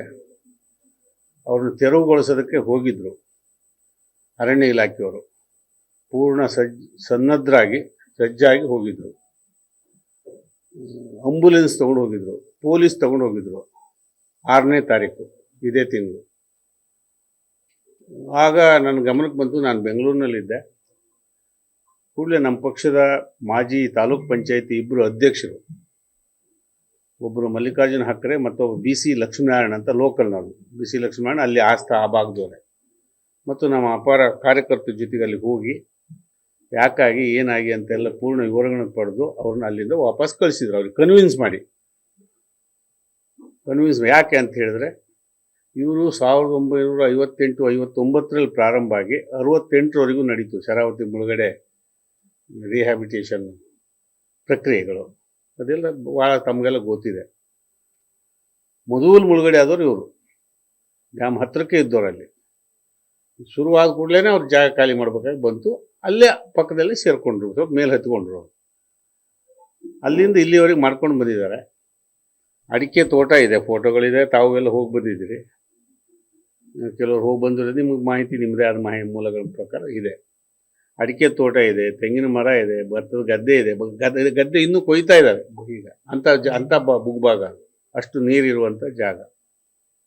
ಅವ್ರನ್ನ ಒಕ್ಕಲೆಬ್ಬಿಸ್ತಕ್ಕಂಥ ಪ್ರಕ್ರಿಯೆ ನಡೀತಾ ಇದೆ. ಇದಿಷ್ಟಕ್ಕೆ ನಿಲ್ಲಲ್ಲ. ಸುಮಾರು ಅಲ್ಲಿ ಆ ಭಾಗದ ಆ ಸುತ್ತ 100 ಕುಟುಂಬಗಳನ್ನು ಎತ್ತಿಸ್ತಕ್ಕಂಥ ಒಂದು ಅಂದಾಜು ನಡೀತಾ ಇದೆ. ಅವ್ರಿಗೆ ಕಿರುಕುಳ ಕೊಡ್ತಕ್ಕಂಥದ್ದು ನಡೀತಾ ಇದೆ. ಅರಣ್ಯ ಬನ್ನಿ ದೇವೇಂದ್ರಪ್ಪ, ಅವರು ಅರಣ್ಯ ಒತ್ತುವರಿದಾರರು ಅಂತ ಹೇಳ್ತಾರೆ. ಒತ್ತುವರಿದಾರರು ಅಲ್ಲ, ನಾವು ಬಗರುಕುಂ ರೈತರು ಅಲ್ಲ. ಶರಾವತಿ ಮುಳುಗಡೆ ರೈತರನ್ನ ಸರ್ಕಾರವೇ ತೊಗೊಂಡೋಗಿ ಅಲ್ಲಲ್ಲೇ ಬಿಟ್ಟಿದ್ದು. ಇಲ್ಲಿಂದ ಪ್ರಾರಂಭ ಆದರೆ ಭದ್ರಾವತಿ ಬಾರಂದೂರಿಂದ ಪ್ರಾರಂಭ ಆದರೆ ಪುರದಾಳು ಸೇರಿದ ಹಾಗೆ ಪುರದಾಳು ಸೇರಿದ ಹಾಗೆ ಅಲ್ಲಿಂದ ಮೇಘಾನೆ ಗುಡ್ಡದವರೆಗೆ ಭಟ್ಕಳದ 12 ಕಿಲೋಮೀಟರ್ವರೆಗೂ ನಾವು ಶರಾವತಿ ಮುಳುಗಡೆ ರೈತರು ಇದ್ದೇವೆ. ಅದು ಈ ಕಡೆ ಸೊರಬ ತಾಲೂಕಲ್ಲಿ ಇದ್ದಾರೆ, ಶಿಕಾರಿಪುರ ತಾಲೂಕಿನ ಗೊಬ್ಬರಹೊಂಡ ಇದೆ, ಹುಣಸೆಕಟ್ಟೆ ಇದೆ, ಅಣ್ಣಪ್ಪನ ಕಟ್ಟೆ ಇದೆ. ಹೀಗೆ ಇಡೀ ಜಿಲ್ಲೆಯಾದ್ಯಂತ ನಾವು ಇದ್ದೇವೆ. ಈ ಮುಗ್ಧ ರೈತರನ್ನ ಅವ್ರಿಗೇನು ತಿಳುವಳಿಕೆ ಇಲ್ಲ, ಅವ್ರನ್ನ ಎಬ್ಬಿಸ್ತಕ್ಕಂಥ ಕೆಲಸ ನಡೀತಾ ಇದೆ. ತಪ್ಪು ಮಾಹಿತಿಗಳನ್ನು ಕೆಲವರು ಅಧಿಕಾರಿಗಳು ಕೊಡ್ತಾ ಇದ್ದಾರೆ. ನಮ್ಮ ಈಗಿನ ಸರ್ಕಾರದವರು ಕೂಡ ತಪ್ಪು ಮಾಹಿತಿಯನ್ನು ತಿಳ್ಕೊಂಡಿದ್ದಾರೆ. ಇಲ್ಲ, ಅವರು ಅಕ್ರಮ ಸಾಗುವಳಿದಾರರು ಅಂತ. ಹಾಗಲ್ಲ ಅದು. ಅವರಿಗೆ ನೋಡಿ, ಎಲೆಕ್ಷನ್ ಕಾರ್ಡ್ ಇದೆ, ಅಲ್ಲಿ ವೋಟರ್ ID ಇದೆ, ರೇಷನ್ ಕಾರ್ಡ್ ಇದೆ, ಆಧಾರ್ ಕಾರ್ಡ್ ಇದೆ, ವಿದ್ಯುತ್ ಕೊಟ್ಟಿದ್ದೇವೆ, ಅವರಿಗೆ ಕುಡಿಯುವ ನೀರಿನ ವಾಟರ್ ಸಪ್ಲೈ ಮಾಡಿಕೊಟ್ಟಿದ್ದೇವೆ ಕಳೆದ ಅಷ್ಟು ವರ್ಷದಿಂದ. ಅವ್ರು ಹೆಂಗೆ ಅನಧಿಕೃತ ಆಗ್ತಾರೆ? ಅನಧಿಕೃತ ಇದ್ದವ್ರಿಗೆ ಇವ್ರು ಯಾಕೆ ಕೊಡ್ತಾರೆ? ಇಲ್ಲೇ ಹುಟ್ಟಿ ಬೆಳೆದವರು. ಬರ್ರಪ್ಪ, ಈಗ ಲೇಟ್ ಆಯಿತು, ಕ್ಷಮಿಸ್ಬೇಕು. ನಾನು ಲೇಟಾಗಿ ಬಂದೆ, ಕ್ಷಮಿಸ್ಬೇಕು. ಆದರೂ ಎಂಗೇಜ್ ಆಗಿತ್ತು ಪುಣ್ಯಕ್ಕೆ. ಬನ್ನಿ, ಹೇಳ್ತೀನಿ ಆಮೇಲೆ. ಹೀಗೆ ಒಕ್ಕಲೆಬ್ಬಿಸ್ತಕ್ಕಂಥ ಪ್ರಕ್ರಿಯೆ ನಡೀತಾ ಇದೆ. ಈಗ ಇರುವಂಥ ಆಡಳಿತಗಾರರಿಗೆ, ಸ್ಥಳೀಯ ಶಾಸಕರಿಗೆ ಮತ್ತು ಜಿಲ್ಲಾ ಉಸ್ತುವಾರಿ ಸಚಿವರಿಗೆ ಇದರ ಸರಿಯಾದ ಮಾಹಿತಿ ಇಲ್ಲ. ಮಾತಾಡಕ್ಕೆ ಹೋದ್ರೆ ನನಗೆಲ್ಲ ಗೊತ್ತು ಅಂತಾರೆ ಉಸ್ತುವಾರಿ ಸಚಿವರು, ನಾನೆಲ್ಲ ಮಾಡಿದ್ದೇನೆ ಅಂತಾರೆ. ನೀವು ಒಕ್ಕಲೆದ್ದು ಹೋದ್ರೆ ನಿಮ್ಗೆ ಅನುಕೂಲ ಆಗ್ತದೆ ಅಂತ ಅವ್ರ ತಲೆಯಲ್ಲಿ ತುಂಬ್ತಾ ಇದ್ದಾರೆ. ಹೆಂಗೆ ಅವರಿಗೆ ಅನುಕೂಲ, ಹೇಗೆ ಅನುಕೂಲ ಮಾಡೋಕ್ಕೆ ಸಾಧ್ಯ ಇದೆ? ಯಾವ ರೀತಿ ಅನುಕೂಲ ಮಾಡಿಕೊಡ್ತೀರಿ ನೀವು? ಎಲ್ಲಿದೆ ಭೂಮಿ? ಇದ್ದು ಭೂಮಿ ಬಿಡಿಸ್ತೀರಿ, ಎಲ್ಲಿ ಭೂಮಿ ಕೊಡ್ತೀರಿ? ನಿನ್ನೆ ಹೋಗಿ ನಾನು ಹೋಗ್ತೀನಿ ಅಂದಮೇಲೆ ಕಾಂಗ್ರೆಸ್ ನಿಯೋಗ ಒಂದು ಹೋಗಿತ್ತು ಅಲ್ಲಿಗೆ. ಹೋಗ್ಲಿ, ಎಲ್ಲರೂ ಹೋಗ್ಬೇಕು. ರೈತ ಸಂಘದವರು ಹೋಗಿದ್ದಾರೆ, ಇವತ್ತು ಅಲ್ಲೇ ಉಳಿದಿದ್ದಾರೆ ರೈತ ಸಂಘದವರು. ಹೇಳ್ಬೇಕು, ಇಲ್ಲ ನಿಮ್ಗೆ ಗೊತ್ತೋರಿ, ಬೇರೆ ಬೇಕಾದ್ರೆ ಭೂಮಿನೂ ಕೊಡಿಸ್ತೇವೆ. ಎಲ್ಲಿ ಕೊಡಿಸ್ತಾರೆ ನಮಗೆ ಗೊತ್ತು, ನಾವು ಹುಟ್ಟಿದಾಗಿಂದ ಪ್ರಯತ್ನ ಮಾಡ್ತಾ ಇದ್ದೀವಿ ಇಲ್ಲಿವರೆಗೆ. 64 ವರ್ಷ, ನನಗೂ 3-4 ವರ್ಷದಿಂದ ಬುದ್ಧಿ ಬಂದಾಗಿಂದ ಕೇಳ್ತಿದ್ದೇವೆ. ಎಲ್ಲೂ ಭೂಮಿ ಕೊಡೋಕ್ಕಾಗಲ್ಲ. ತಿಳುವಳಿಕೆ ಇಲ್ದೇ ಮಾಡ್ತಾರೆ, ತಿಳುವಳಿಕೆ ಇಲ್ಲದೆ ಮಾತಾಡ್ತಾರೆ, ಅಹಂಕಾರದ ಟೆಂಕಾರದ ಮಾತಾಡ್ತಾರೆ. ಎಷ್ಟು ಜನರು ರೈತರು ಒತ್ತುವರಿ ಬಿಡಿಸೋದು? ಅದು ಶರಾವತಿ ಮುಳುಗಡೆ ರೈತರು. ಇವ್ರನ್ನ ಬಿಡಿಸಬಾರ್ದು ಅಂತಿದೆ. ಮತ್ತು ಇದೇ ಸರ್ಕಾರದ ಸಿದ್ದರಾಮಯ್ಯವ್ರ ಸರ್ಕಾರ ಹೇಳಿದೆ, 3 ಎಕರೆವರೆಗೆ ಯಾರು ಮಾಡ್ಕೊಂಡಿದ್ದಾರೆ ಅವ್ರನ್ನ ಒಕ್ಕಲು ಎಬ್ಬಿಸಬೇಡಿ ಅಂತ ಇವರೊಂದು ಸುತ್ತೋಲೆಯನ್ನು ಕಳಿಸಿದ್ದಾರೆ. ಮೊದಲನೇ ಅವಧಿಯಲ್ಲಿ ಸಿದ್ದರಾಮಯ್ಯವ್ರು ಇದ್ದಾಗಲೇ. ಅದರ ಅರಿವೇ ಇಲ್ಲ ಈ ಜಿಲ್ಲಾ ಉಸ್ತುವಾರಿ ಸಚಿವರಿಗೆ ಮತ್ತು ಸ್ಥಳೀಯ ಶಾಸಕರಿಗೆ. 4 ವರ್ಷಗಳ ಅವಧಿಯಲ್ಲಿ ವಿವಿಧ ಇಲಾಖೆಯಲ್ಲಿ ಗುತ್ತಿಗೆದಾರರಿಗೆ 37,000 ಕೋಟಿ ರೂಪಾಯಿಗಳನ್ನು ಸರ್ಕಾರ ಬಾಕಿ ಉಳಿಸಿಕೊಂಡಿದೆ ಎಂದು ಆರ್ ಮಂಜುನಾಥ್ ತಿಳಿಸಿದ್ದಾರೆ. ಈ ಕುರಿತು ಇಂದು ಶಿವಮೊಗ್ಗದಲ್ಲಿ ನಡೆದ ಸುದ್ದಿಗೋಷ್ಠಿಯಲ್ಲಿ ಮಾತನಾಡಿದ ಅವರು, ಶಿವಮೊಗ್ಗ ಜಿಲ್ಲಾ PWD ಕಾಂಟ್ರಾಕ್ಟರ್ ಅಸೋಸಿಯೇಷನ್ ಅಧ್ಯಕ್ಷರು ಹಣ ಬಿಡುಗಡೆ ಮಾಡುವಂತೆ ಆಗ್ರಹಿಸಿ ಮಾರ್ಚ್ 5ರಂದು ಗುತ್ತಿಗೆದಾರರು ಕೆಲಸ ಸ್ಥಗಿತಗೊಳಿಸಿ ಬೆಂಗಳೂರಿನ ಫ್ರೀಡಂ ಪಾರ್ಕ್ನಲ್ಲಿ ಸಾಂಕೇತಿಕವಾಗಿ ಪ್ರತಿಭಟನೆ ಮಾಡುತ್ತೇವೆ ಎಂದಿದ್ದಾರೆ. ಜಲಸಂಪನ್ಮೂಲ 13,000 ಕೋಟಿ, ಕಾರ್ಮಿಕ ಇಲಾಖೆ 2 ಕೋಟಿ, ಪಾಲಿಕೆಗಳಲ್ಲಿ 11 ಕೋಟಿ ಹಣವಿದೆ. ಇದನ್ನ ಕೇಳಿದರೆ ಹಳೆ ಸರ್ಕಾರದ ಬಿಲ್ ಎಂದು ಸಿಎಂ ಸಿದ್ದರಾಮಯ್ಯ ತಿಳಿಸುತ್ತಿದ್ದಾರೆ. ಸರ್ಕಾರ ಹೊಸದಾಗಿ ರಚಿಸಿ 6 ತಿಂಗಳುಗಳು ಹೇಳಿದರೆ ಓಕೆ, ಆದರೆ 2 ವರ್ಷವರೆ ಕಳೆದ ಮೇಲೂ ಇದನ್ನೇ ಹೇಳಿದರೆ ನಮ್ಮ ಪಾಡೇನಾಗಬೇಕು ಎಂದು ಪ್ರಶ್ನಿಸಿದ್ದಾರೆ. ನಾವು ಕರ್ನಾಟಕ ರಾಜ್ಯ ಗುತ್ತಿಗೆದಾರರ ಸಂಘದ ಅಧ್ಯಕ್ಷರಾಗಿ ಸುಮಾರು 1 ವರ್ಷ ಆಯಿತು. 1 ವರ್ಷದಿಂದ ಹಿಂದೆ ಕೆಂಪಣ್ಣವರಿದ್ದಂಥ ಸಂದರ್ಭದಲ್ಲಿ ಇದೇ ಭ್ರಷ್ಟಾಚಾರದ ವಿಚಾರವಾಗಿ ಹೋರಾಟ ಮಾಡಿಕೊಂಡು ಬಂದಿರತಕ್ಕಂಥದ್ದು. ಅದನ್ನು ಉಪಯೋಗ ಪಡಿಸ್ಕೊಂಡು ಈಗಿನ ಮುಖ್ಯಮಂತ್ರಿಗಳಾದ ಮಾನ್ಯ ಸಿದ್ದರಾಮಯ್ಯನವರು ಆ ಹೋರಾಟ ಪ್ರತಿಫಲವಾಗಿ ಸರ್ಕಾರ ಬಂದಿದೆ. ಆದರೂ ಸಹ ಅವರು ಇದುವರೆಗೂ ಸಹ ನಮಗೆ ಯಾವುದೇ ರೀತಿಯಲ್ಲಿ ಸ್ಪಂದಿಸ್ತಾ ಇಲ್ಲ. ನಮಗೆ ಆದಂಥ ಬಾಕಿ ಹಣ ಸುಮಾರು 37,000 ಕೋಟಿ ಪೆಂಡಿಂಗ್ ಬಿಲ್ ಇದೆ. ಆ 37,000 ಕೋಟಿ ಪೆಂಡಿಂಗ್ ಬಿಲ್ನ ಸುಮಾರು 2 ವರ್ಷದಿಂದ ಅವ್ರ ಮೇಲೆ ನಂಬಿಕೆ ವಿಶ್ವಾಸ ಇಟ್ಕೊಂಡು ಅವ್ರು ಮಾಡ್ತಾರೆ, ಅವ್ರು ಕೊಡ್ತಾರೆ ಅನ್ನೋ ಒಂದು ಅಭಿಮಾನದಿಂದ, ಒಂದು ಆತ್ಮವಿಶ್ವಾಸದಿಂದ ನಾವು ಇದುವರೆಗೂ ಬಂದ್ವಿ. ಆದರೆ ಅವ್ರು ನಮ್ಮನ್ನು ಯಾವುದೇ ಥರವಾದ್ದು ಒಂದು ಅಫಿಷಿಯಲ್ ಮೀಟಿಂಗ್ ಕರೆಯೋದೇ ಆಗಲಿ, ನಮ್ಮ ಬಗ್ಗೆ ಚರ್ಚೆ ಮಾಡೋದೇ ಆಗಲಿ, ನಮ್ಮದು ಪೇಮೆಂಟ್ ಅಲ್ಲ ಬೇರೆ ವಿಚಾರಗಳು ಸಹ ಸುಮಾರು ಹಲವಾರು ಸಮಸ್ಯೆಗಳು ಗುತ್ತಿದಾರದು, ಅದನ್ನು ಸಾಲ್ವ್ ಮಾಡುವಂಥ ಒಂದು ಸಾಮಾನ್ಯ ಅವ್ರ ಕಾಳಜಿನೂ ಅವ್ರ ಹತ್ರ ಇಲ್ಲ. ಹಾಗಾಗ್ಬಿಟ್ಟು ನಮಗೆ ಸುಮಾರು ಹಲವಾರು ಲೆಟ್ರ್ಗಳು ಬರೆದ್ವಿ, ಪತ್ರಗಳು ಬರೆದ್ವಿ. ಆಮೇಲೆ ಜೊತೆಗೆ ಮಾನ್ಯ ಮುಖ್ಯ ಕಾರ್ಯದರ್ಶಿಯವ್ರಿಗೂ ಸುಮಾರು 100 ಪುಟಗಳ ಅವರಿಗೆ ನಾವು ಎಲ್ಲ ಅವ್ರಿಗೆ ತಲುಪಿಸಿದ್ವಿ. ನಾವು ಕರೆಸ್ಪಾಂಡೆನ್ಸ್ ಎಷ್ಟು ಮಾಡಿದ್ವಿ, ಏನು ಮಾಡಿದ್ವಿ ಅಂತ ಸುಮಾರು 100 pages ರಿಪೋರ್ಟ್ಸ್ ಅವರಿಗೆ ಕೊಟ್ವಿ. ಚೀಫ್ ಸೆಕ್ರೆಟರಿ ಅವರು ಸ್ಪಂದಿಸಿ ಅವ್ರಿಗೆಲ್ಲ ಇಲಾಖೆಗೂ ಸಹ ಕಳಿಸಿದ್ದಾರೆ. ಆಮೇಲೆ ಅದಾದಮೇಲೆ ಎಲ್ಲ ಸಚಿವರಿಗೂ ಸಹ ನಾವು ಇದು ಮಾಡಿಕೊಂಡು ಅವ್ರ ಜೊತೆಗೆ ಸ್ಪಂದಿಸಿ ಅವ್ರ ಜೊತೆ ಮೀಟಿಂಗ್ ಮಾಡ್ಕೊಂಡು ಮಾಡಿದ್ರು ಕೂಡ ಯಾವುದೇ ಪ್ರಯೋಜನ ಆಗಿಲ್ಲ. ನಮ್ಗೆ ಇರ್ತಕ್ಕಂಥದ್ದು ಒಂದೇ ನಮ್ಮ ಹೋರಾಟದ ಹಾದಿ.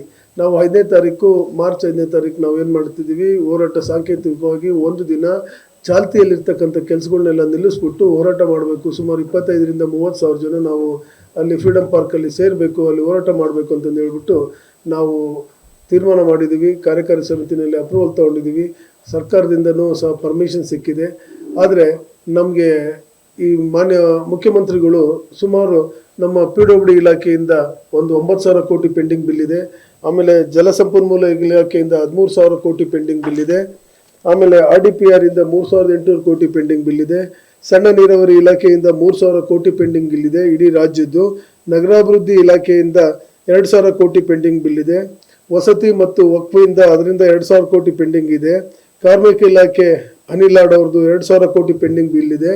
ಆಮೇಲೆ BBMP ಅದ್ರದ್ದು 2,600 ಕೋಟಿ ಪೆಂಡಿಂಗ್ ಬಿಲ್ ಇದೆ.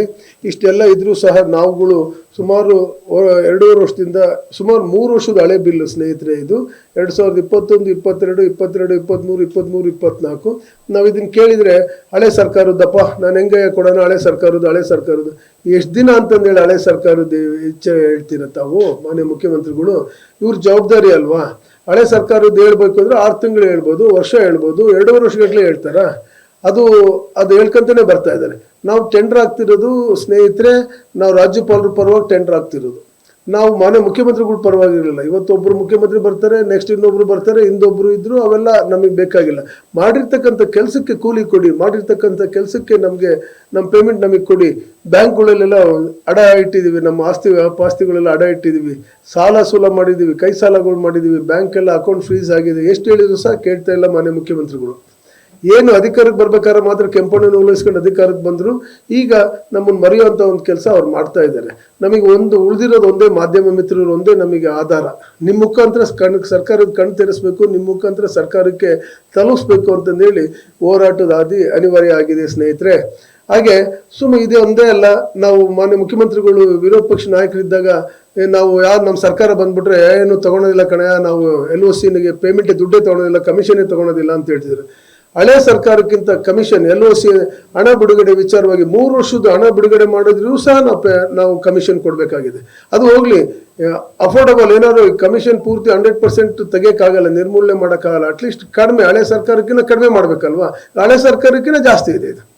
ಇಂಥ ಒಂದು ಪರಿಸ್ಥಿತಿ. ಅದಲ್ದಲೆ ನಮ್ದೆಲ್ಲ ಪ್ಯಾಕೇಜ್ ಸಿಸ್ಟಮ್ ಮಾಡೋದು ಕಲ್ತಾರೆ. ಇವರು ಬೊಮ್ಮಾಯಿ ಸಾಹೇಬರು ಇದ್ದಾಗ ಹೇಳ್ತಿದ್ರು, ಬೊಮ್ಮಾಯಿ ಮಾಡ್ದಂಗೆ ನಾನು ಪ್ಯಾಕೇಜ್ ಮಾಡಲ್ಲ ನನ್ನ ಸರ್ಕಾರ ಬಂದ್ರೆ ಅಂತ. ಇಲ್ಲಿ ನೋಡಿದ್ರೆ ನನ್ನ ಸರ್ಕಾರದ ಆದೇಶನೇ ಇದೆ ಸ್ನೇಹಿತರೆ, 1 ಕೋಟಿವರೆಗೂ ಪ್ಯಾಕೇಜ್ ಮಾಡಬೇಕು ಅಂತ ಇದೆ. ಇಲ್ಲಿ ನೋಡಿದ್ರೆ ಇಲ್ಲಿ ಸುಮಾರು 100 ಕೋಟಿ 200 ಕೋಟಿ 10 ಜಿಲ್ಲೆದು ಸೇರಿಸಿ ಒಂದು ಪ್ಯಾಕೇಜ್ ಮಾಡೋ ಅಂತ ಕೆಲಸ ಮಾಡ್ತಾ ಇದ್ದಾರೆ. ಇಲ್ಲಿ ಪಾಪ ಇಲ್ಲಿ ಮಹಾನಗರ ಪಾಲಿಕೆ ಇದೆ. ಮಹಾನಗರ ಪಾಲಿಕೆ ನಗರಾಭಿವೃದ್ಧಿ ಸಚಿವರು ಒಂದೊಂದು ಮಹಾನಗರ ಪಾಲಿಕೆ, ಶಿವಮೊಗ್ಗ ಮಹಾನಗರ ಪಾಲಿಕೆಯಲ್ಲಿ 10-15 ವಾರ್ಡ್ ಸೇರಿ ಒಂದು ಪ್ಯಾಕೇಜ್. ಅಂದ್ರೆ ಆ ಪ್ಯಾಕೇಜ್ ಯಾರಿಗೋ ಬೇರೆಯವ್ರಿಗೆ, ಸ್ಥಳೀಯರಿಗೆ ಯಾರಿಗೂ ಸಿಗ್ತಾ ಇಲ್ಲ. ಬೇರೆ ಕಾಂಟ್ರಾಕ್ಟರ್ಗಳಿಗೆ ಸಿಗ್ಬೇಕು ಅನ್ನೋದೇ ಅವ್ರದ್ದು ಉದ್ದೇಶ. ಬೇರೆ ಕಾಂಟ್ರಾಕ್ಟರ್ಗಳು ಬಂದು ನಮ್ಮ ಊರಲ್ಲಿ ಕೆಲಸ ಮಾಡ್ತಾರೆ. ಶಿವಮೊಗ್ಗದಲ್ಲಿ ಬೇರೆ ಕಾಂಟ್ರಾಕ್ಟರ್ಗಳು ಬಂದು ಸುಮಾರು ಕೆಲಸ ಮಾಡ್ತಾ ಇದ್ದಾರೆ. ಇದು ಬೇಕಾ? ಇದು ನಮ್ಮ ಕರ್ನಾಟಕದ ಕಾಂಟ್ರಾಕ್ಟರ್ಗಳಿಗೆ ಸಿಗ್ದಿಲ್ದಂಥ ಕೆಲಸ ಬೇರೆ ಹೊರ ರಾಜ್ಯದ ಕಾಂಟ್ರಾಕ್ಟರ್ಗಳಿಗೆ ಯಾಕೆ ಸಿಗಬೇಕು? ಆಮೇಲೆ ಈ KRDL ಲ್ಯಾಂಡ್ ಆರ್ಮಿಗೆ ಕೊಡೋದು, ನಿರ್ಮಿತಿ ಕೇಂದ್ರ ಕೊಡೋದು, ಜನಪ್ರತಿನಿಧಿಗಳು ಅಷ್ಟೇ ಅವ್ರೇನ್ ಮಾಡ್ತಾರೆ, ಕೊಟ್ಟಿರ್ತಕ್ಕಂಥ ಅಮೌಂಟ್ ಬರ್ತಿರ್ತಕ್ಕಂಥ ಗ್ರಾಂಟ್ನ ತಗೊಂಡು ಹೋಗ್ಬಿಟ್ಟು. ಹಾವೇರಿಯಲ್ಲಿ ಕಾಂಗ್ರೆಸ್ ಸಾಧನಾ ಸಮಾವೇಶ. ಈ ಕುರಿತ ಬಿಗ್ ಬ್ರೇಕಿಂಗ್ ನ್ಯೂಸ್ ಬಂದಿದೆ, ಬನ್ನಿ ನೋಡೋಣ.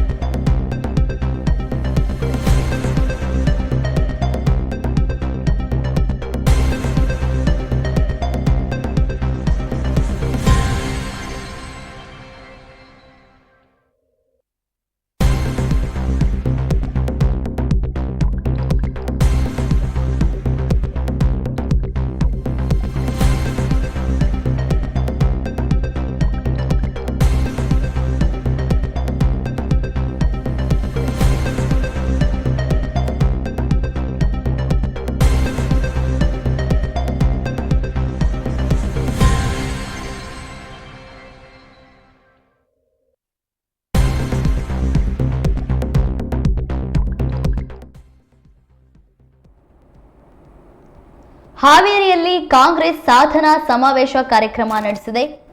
1 ಲಕ್ಷ ಕುಟುಂಬಕ್ಕೆ ಹಕ್ಕುಪತ್ರ ವಿತರಣೆಯನ್ನ ಮಾಡಲಾಗ್ತಿದೆ. ಕಾರ್ಯಕ್ರಮದಲ್ಲಿ ಬಿಜೆಪಿ ವಿರುದ್ಧ ಡಿಕೆ ಶಿವಕುಮಾರ್ ವಾಗ್ದಾಳಿಯನ್ನ ನಡೆಸಿದ್ದಾರೆ. ಬಿಜೆಪಿ ಕಾಲೆಳೆದಿದ್ದಾರೆ ಡಿಸಿಎಂ ಡಿಕೆ ಶಿವಕುಮಾರ್.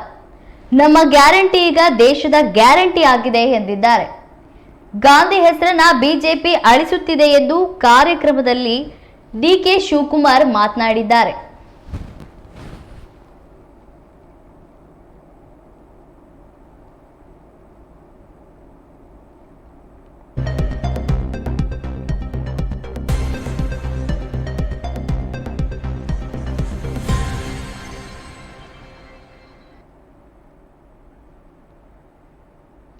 ಕರ್ನಾಟಕದಲ್ಲಿ ಕಾಂಗ್ರೆಸ್ ಸರ್ಕಾರ ಅಧಿಕಾರಕ್ಕೆ ಬಂದು ಇದೀಗ 1 ವರ್ಷ ಕಳೆದಿದೆ. ಇದೇ ಕಾರಣಕ್ಕೆ ಕಾಂಗ್ರೆಸ್ ಸರ್ಕಾರ ಹಾವೇರಿಯಲ್ಲಿ 1 ವರ್ಷದ ಸಾಧನಾ ಸಮಾವೇಶ ನಡೆಸಿದ್ದು, ಕಾರ್ಯಕ್ರಮದಲ್ಲಿ ಕೈ ನಾಯಕರು ಅಬ್ಬರಿಸಿದ್ದಾರೆ. ಕಾರ್ಯಕ್ರಮದಲ್ಲಿ ಸುಮಾರು 1 ಲಕ್ಷ ಕುಟುಂಬಗಳಿಗೆ ಹಕ್ಕುಪತ್ರ ನೀಡುವ ಕಾರ್ಯಕ್ಕೆ ಚಾಲನೆ ದೊರೆತಿದೆ. ನಂತರ ಮಾತನಾಡಿದ ಡಿಸಿಎಂ ಡಿಕೆ ಶಿವಕುಮಾರ್ ಬಿಜೆಪಿ ಸರ್ಕಾರದ ವಿರುದ್ಧ ಹರಿಹಾಯ್ದಿದ್ದಾರೆ. ದೇಶದಲ್ಲಿ ಬಿಜೆಪಿ ಸರ್ಕಾರ ಮಹಾತ್ಮ ಗಾಂಧಿ ಹೆಸರನ್ನ ಅಳಿಸಲು ಹೊರಟಿದೆ. ನಾವು ರಾಜ್ಯದಲ್ಲಿ ಕೊಟ್ಟ ಗ್ಯಾರಂಟಿ ಈಗ ದೇಶದ ಗ್ಯಾರಂಟಿಯಾಗಿ ಬದಲಾಗಿದೆ ಎಂದು ಮಾತನಾಡಿದರು.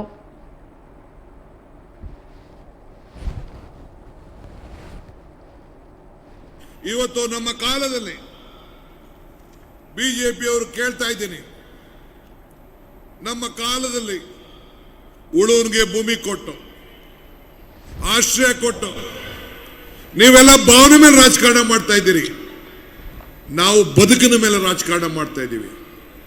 ಆರಾಧನಾ ಕಾರ್ಯಕ್ರಮ ಇವತ್ತು ನಮ್ಮ ಬಂಗಾರಪ್ಪನವ್ರ ಕಾಲದಲ್ಲಿ ಆರಾಧನಾ ಅಂತ ಶುರು ಮಾಡಿದವು. ಹಳ್ಳಿ ಇಲ್ಲಿರುವಂತಹ ದೇವಸ್ಥಾನಗಳಿಗೆಲ್ಲ ಹಣ ಕೊಟ್ಟು ಅದಕ್ಕೆ ಸುಣ್ಣ ಬಣ್ಣ ಹೊಡೆದು ರಿಪೇರಿ ಮಾಡುವಂಥ ಕೆಲಸ ನಾವು ಮಾಡಿದ್ವು. ನಮ್ಮ ರಾಮಲಿಂಗಾರೆಡ್ಡಿ ಅವರು ಅನೇಕ ಹೊಸ ಹೊಸ ಕಾರ್ಯಕ್ರಮ ತಂದು ಎಲ್ಲ ದೇವಸ್ಥಾನಗಳಿಗೆ ಒಂದು ಹೊಸ ರೂಪವನ್ನು ಇವತ್ತು ಕೊಡ್ತಾ ಇದ್ದಾರೆ. ಅವರು ಬರೋರಿದ್ರು, ಆರೋಗ್ಯ ಸರಿ ಇಲ್ಲ ಅಂತ ಕೊನೆಗಳಿಗೆಲ್ಲಿ ವಾಪಸ್ಸಾದ್ರು. ಇವತ್ತು ಆರಾಧನಾ ಏನ್ ದೇವಸ್ಥಾನ, ದೇವ್ರ ಭಕ್ತಿ, ದೇವರ ಹೆಸರು ರಾಮ, ಹನುಮಂತ, ಶಿವ, ವೆಂಕಟೇಶ್ವರ ಬರೀ ನಿಮ್ಮ ಆಸ್ತಿನ? ದೇಶದ ಎಲ್ಲ ವರ್ಗದ ಜನರ ಆಸ್ತಿ. ರಾಜಕಾರಣದಲ್ಲಿ ಧರ್ಮ ಇರಬೇಕು, ಧರ್ಮದಲ್ಲಿ ರಾಜಕಾರಣ ಇರಬಾರದು. ಇದನ್ನು ತಾವು ಗಮನದಲ್ಲಿ ಇಟ್ಕೊಳ್ಬೇಕು.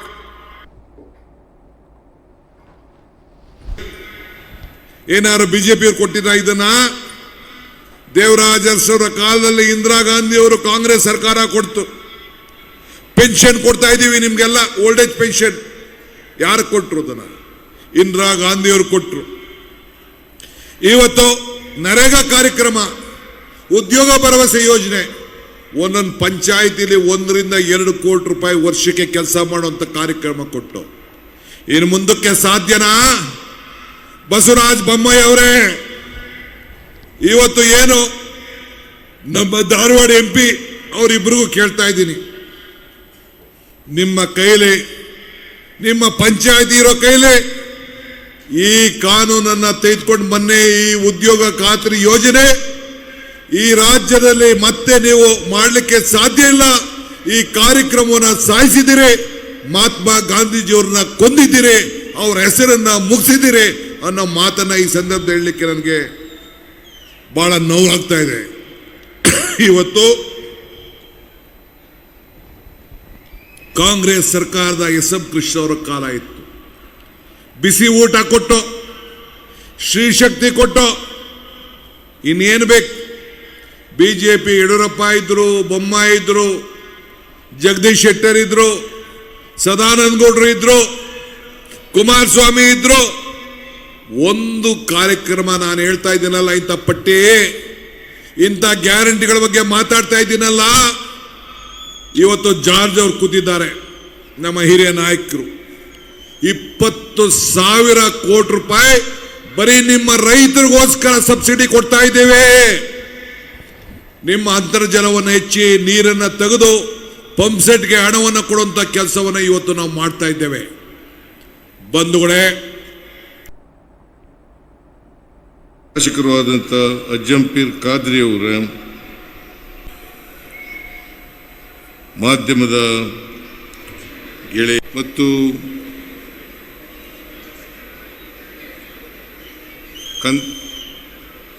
ಜಿಲ್ಲಾ ಆಡಳಿತ ಇವುಗಳ ಅಡಿಯಲ್ಲಿ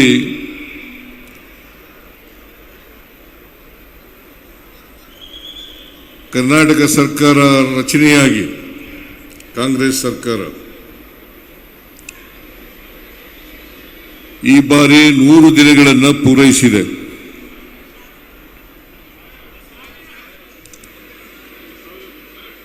ಜನಸೇವೆಯ ಸಾರ್ಥಕ ಆಡಳಿತವನ್ನು ನೀಡಿದೆ.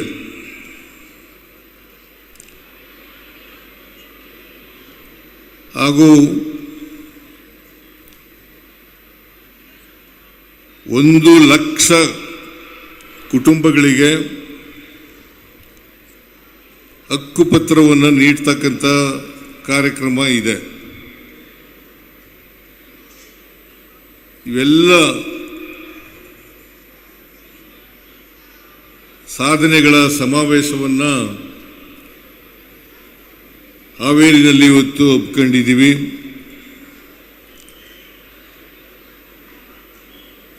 ನಾನು ಇಷ್ಟೊಂದು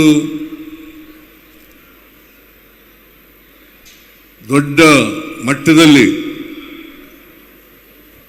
ಕಾರ್ಯಕ್ರಮ ನಡೀತದೆ ಅಂತ ಅಂದ್ಕೊಂಡಿರಲಿಲ್ಲ. ಇದು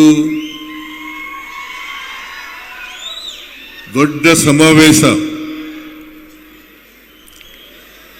ಈ ಸಮಾವೇಶವನ್ನು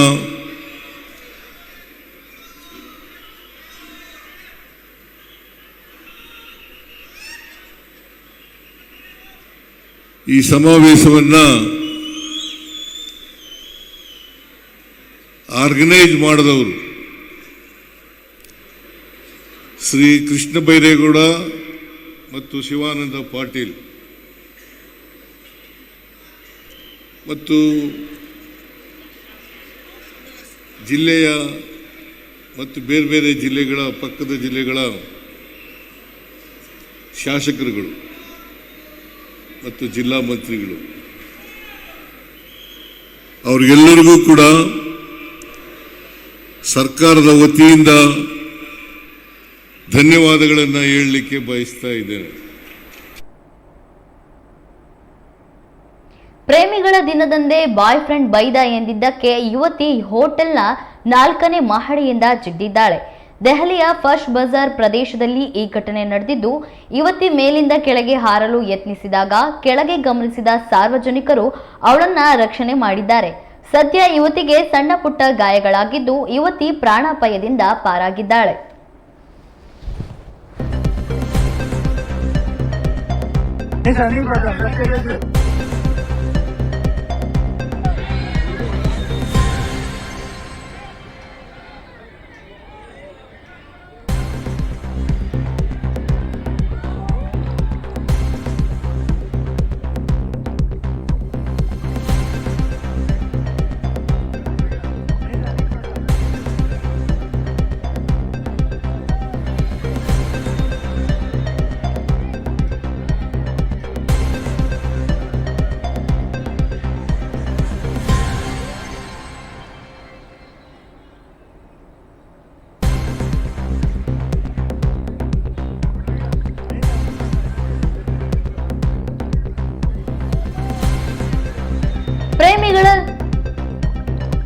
ಪ್ರೇಮಿಗಳ ದಿನದಂದೇ ಬಾಯ್ ಫ್ರೆಂಡ್ ಬೈದ ಎಂದಿದ್ದಕ್ಕೆ ಯುವತಿ ಹೋಟೆಲ್ನ 4ನೇ ಮಹಡಿಯಿಂದ ಜಿದ್ದಿದ್ದಾಳೆ. ದೆಹಲಿಯ ಸ್ಪರ್ಶ್ ಬಜಾರ್ನ ಪ್ರದೇಶದಲ್ಲಿ ಈ ಒಂದು ಘಟನೆ ನಡೆದಿದೆ. ಯುವತಿ ಮೇಲಿಂದ ಕೆಳಗೆ ಹಾರಲು ಯತ್ನಿಸಿದಾಗ ಕೆಳಗೆ ಗಮನಿಸಿದ ಸಾರ್ವಜನಿಕರು ಆಕೆಯನ್ನ ರಕ್ಷಿಸಿದ್ದಾರೆ.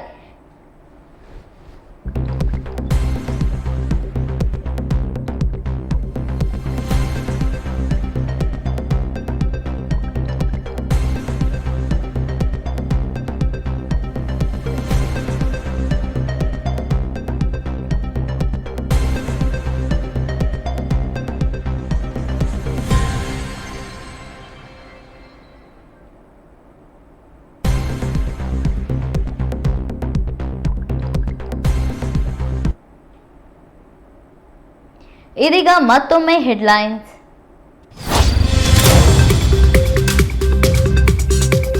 ಕರುನಾಡಲ್ಲಿ 1000 ದಿನ ಪೂರೈಸಿದ ಕಾಂಗ್ರೆಸ್ ಸರ್ಕಾರ, ಲಕ್ಷಾಂತರ ಕುಟುಂಬಕ್ಕೆ ಹಕ್ಕುಪತ್ರ. ಹಾವೇರಿಯಲ್ಲಿ ರಣಕಹಳೆ ಊದಿದ ಕೈನಾಯಕರು.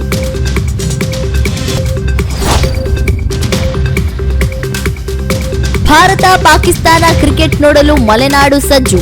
ಭಾರತ ತಂಡಕ್ಕೆ ಜೋಶ್ ತುಂಬಿದ ಶಿವಮೊಗ್ಗ ಚಿಣ್ಣರು. ತ್ರಿವರ್ಣ ಧ್ವಜ ಹಿಡಿದು ಚಿಯರ್ ಅಪ್.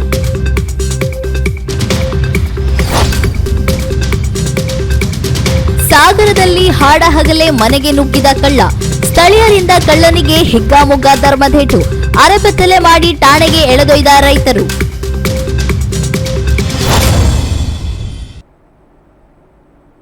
ಇದಾಗಿತ್ತು ಈ ಹೊತ್ತಿನ ಸುದ್ದಿ. ಇನ್ನಷ್ಟು ಮಾಹಿತಿಗಾಗಿ ನೋಡ್ತಾ ಇರಿ ಕನ್ನಡ ಮೀಡಿಯಂ 24x7.